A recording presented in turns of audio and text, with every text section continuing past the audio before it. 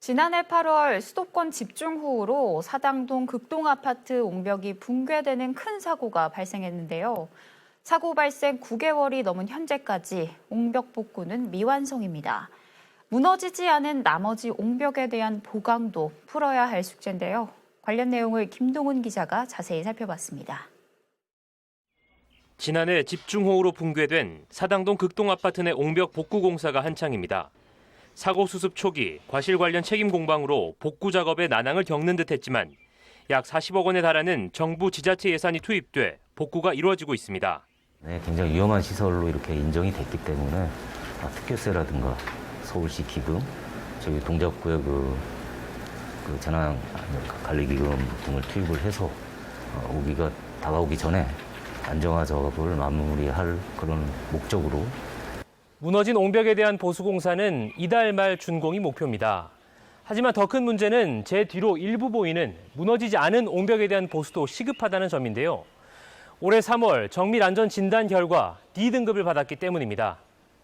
주요 부재에 결함이 있어 긴급한 보수 보강이 필요하다는 진단인데 우선 아파트 관리소 측은 장기수선 충당금을 활용한 일부 옹벽의 우선 보강 의견을 입주민에게 제시할 예정.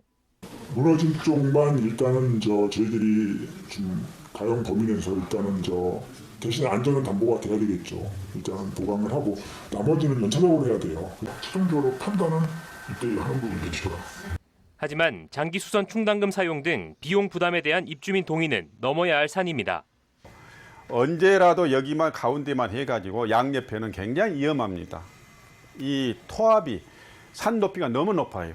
주민의 돈으로 할 수도 없고 주민의 반발이 멈청이 심하고 지금 장기수선 충당도 정립된 것도 없고 계획도 없고 그 부분은 실제적으로 구에서나 시에서 나머지 양옆의 부분 보강을 해줘야 된다고 봅니다.